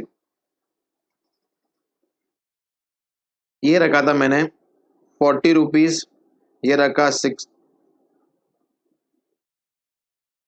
30 रुपीज, और ये का मैंने 30, कितना हो गया 100। तो आपको ये चेक करना है क्या आपका एप्लीकेशन अमाउंट 5% तक है या नहीं है। तो 100 का 5% कितना होता है, 5 रुपया, और मैंने कितना रखा 40 ना, कोई प्रॉब्लम नहीं है, समझाइए, याद रहेगा। यानी मिनिमम 5% ऑफ नॉमिनल वैल्यू आपका ये क्या होना चाहिए, एप्लीकेशन अमाउंट होना चाहिए। इज दैट क्लियर, समझाइए, एनी प्रॉब्लम, कोई तकलीफ यहाँ पे, सुनना भी। ये पहला केस था। सेकेंड केस ऐसा था कि सर 10,000 शेयर्स थे, कितने थे, 10,000 शेयर्स एट ₹100 ईच, बराबर 100 ईच, और इशू प्राइस था, सुनना अभी आपको थोड़ा सा ही समझना पड़ेगा। इशू प्राइस कंपनी ने रखा है 1,000, कितना रखा है 1,000, रख सकती है कंपनी को प्रीमियम पे शेयर्स इशू करने में कोई भी रेस्ट्रिक्शन नहीं है, कंपनी जितना चाहे उतना अमाउंट प्रीमियम पे इशू कर सकती है, ठीक है। मैंने एप्लीकेशन रखा है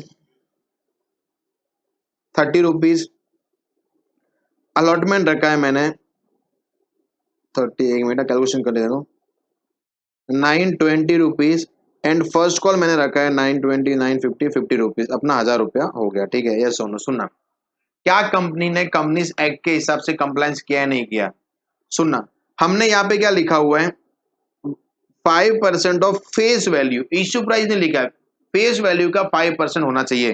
तो अपने पास फेस वैल्यू कितना 100 का 5% कितना है सर, 5 रुपया। तो आपने कितना रखा 30, तो ऑब्वियसली आपने 5% से ज्यादा रखा है, तो आपने ये कंडीशन सेटिस्फाइड कर दिया, यस और no, is that clear.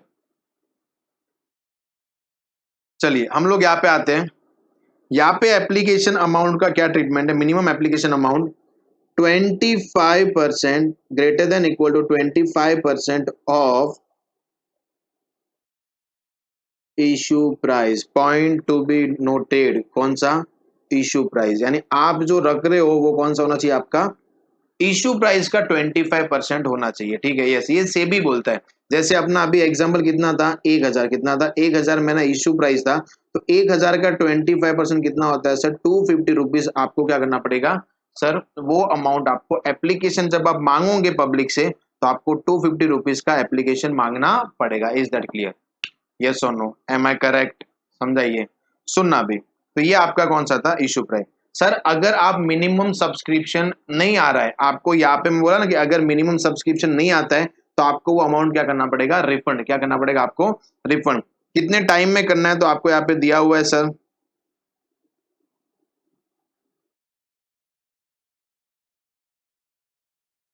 15 days of the closure of issue in case of non under return issue, बराबर ना, यस। अगर आपने वो शेयर्स अंडर राइट नहीं करवाए थे, यानी आपने किसी एजेंट को नहीं दिए थे, ठीक है।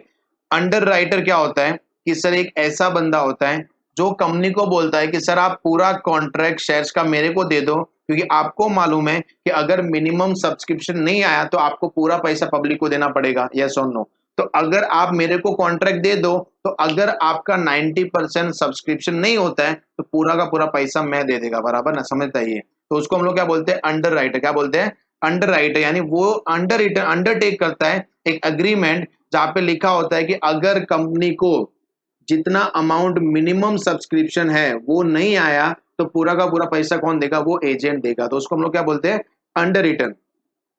तो अगर कंपनी ने कोई भी अंडर राइटर नहीं रखा है तो इन दैट केस उसको 15 दिन में क्या करना पड़ेगा, पैसा रिफंड करना पड़ेगा।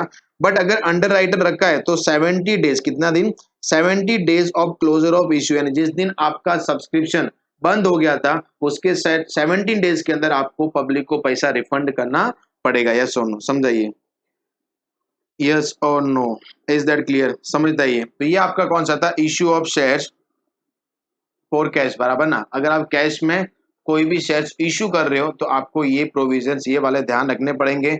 आपको मैक्सिमम ये आपको एग्जाम में पूछ सकते हैं कि मिनिमम सब्सक्रिप्शन कितना होता है। ये सीएस वालों के लिए बहुत ज्यादा इंपॉर्टेंट है, क्योंकि वहां पे आपको अमाउंट दिया रहेगा कि सर कंपनी का 100 रुपीज का फेस वैल्यू है, तो एज पर companies act 2013 minimum application amount कितना रहेगा, तो अपना आंसर रहेगा 100 मल्टीप्लाई बाय 5%, कितना रहेगा, 5 रुपए आपका मिनिमम एप्लीकेशन अमाउंट रहेगा। यस और नो। चलिए फिर हमने ऑलमोस्ट आगे सब प्रैक्टिकल क्वेश्चन के साथ में हम लोगों ने थ्योरी पार्ट कर भी लिया था, तो यहाँ पे कोई एक्स्ट्रा चीज है नहीं है। फिर भी हम लोग एक बात देख लेते हैं क्या कुछ बचा है या नहीं बचा।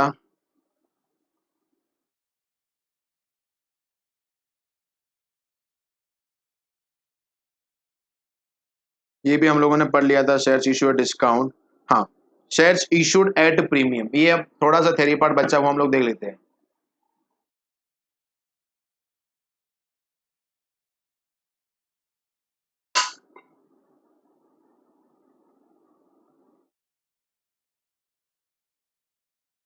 चलिए, वो क्या बोल रहा है, मैंने सर 10,000 शेयर्स इशू किए थे और जिसमें प्रीमियम का अमाउंट कितना था, 20 रुपया। ये 20 रुपया कौन सा अमाउंट है आपका, प्रीमियम का अमाउंट। कितना हो जाएगा सर, 2 लाख। कितना हो गया, 2 लाख, ठीक है। यस और नो। तो वो क्या बोला कि प्रीमियम आपके पास आ जाएगा, तो ये प्रीमियम आप कौन कौन से कामों में यूटिलाइज कर सकते हो, बराबर, कौन कौन सी चीजों में आप यूटिलाइज कर सकते हो। तो वहां पे पहला लिखा हुआ है, पहली बात तो हमने पढ़ा भी था कि ये अमाउंट कहाँ पे जाता है, सिक्योरिटीज प्रीमियम अकाउंट। कहाँ पे जाता है, सिक्योरिटीज प्रीमियम अकाउंट में जाता है। तो ये जो सिक्योरिटीज प्रीमियम अकाउंट में आपका 2 लाख रुपया पड़ा है, तो ये आप लोग कौन कौन से कामों के लिए यूटिलाइज कर सकते हो। The first one is towards issue of unissued shares of company to be issued to members of the company as fully paid bonus securities, बराबर ना। यानी आप वो पैसा, सिक्योरिटीज प्रीमियम का पैसा बोनस शेयर्स इशू करने में लगा सकते हो। To write off preliminary expenses of the company, company के जो पहले के खर्चे हुए थे उसके लिए आप ये प्रीमियम का अमाउंट एडजस्ट कर सकते हो। To write off expense commission और discount allowed on any of the securities या डिबेंचर ऑफ द कंपनी, ठीक है। यानी अगर आपने कोई भी इक्विटी शेयर इशू किए थे, कोई भी प्रेफरेंस शेयर इशू किए थे या कोई भी डिबेंचर इशू किए, तो वो टाइम पे आपका कोई भी इशू के टाइम पे कोई खर्चा हुआ था, आपने को डिस्काउंट दिया था, आपने किसी को कमीशन दिया था, अंडर राइटिंग कमीशन बोल दो, तो वो आप लोग सिक्योरिटीज प्रीमियम के अकाउंट से एडजस्ट कर सकते हो, आप उससे यूटिलाइज कर सकते हो। To provide premium on redemption of redeemable preference shares और डिबेंचर, यानी जब आप सामने वाले को पेमेंट करोगे, प्रेफरेंस रिडीम मतलब क्या होता है कि सर पैसा जाएगा और अपने पास शेयर्स या डिबेंचर आएगा, तो जब आप रिडेम्पशन करोगे तो वो टाइम पे आप प्रीमियम्स के थ्रू उनको अमाउंट पे कर सकते हो। Yes, for the purchase of own shares of security, ये बायबैक की बात करा, बराबर ना। यानी अगर आप बायबैक ऑफ द शेयर्स, बराबर, यानी अगर आप इक्विटी शेयर्स बायबैक कर रहे हो तो वो टाइम पे आप प्रीमियम यूटिलाइज कर सकते हो। यस और नो, याद रहेगा, समझता है, कोई तकलीफ। तो ये आपका क्या था सर, इश्यू ऑफ प्रीमियम का। फिर आप मैंने ऑलमोस्ट हम लोगों ने सब कुछ थियरी पार्ट पढ़ लिया, आपका कॉल सिनेरियर क्या है, कितना है। तो ये अपना क्या होता है कि सब पूरा का पूरा थियरी पार्ट क्या होता है, खत्म हो जाता है। और इसके साथ में आपके कंपनी अकाउंट का इश्यू ऑफ शेयर्स, कंपनीज का जो मेन थियरी, और उसके बाद में डिबेंचर का पूरा अच्छे से खत्म हो जा रहा है।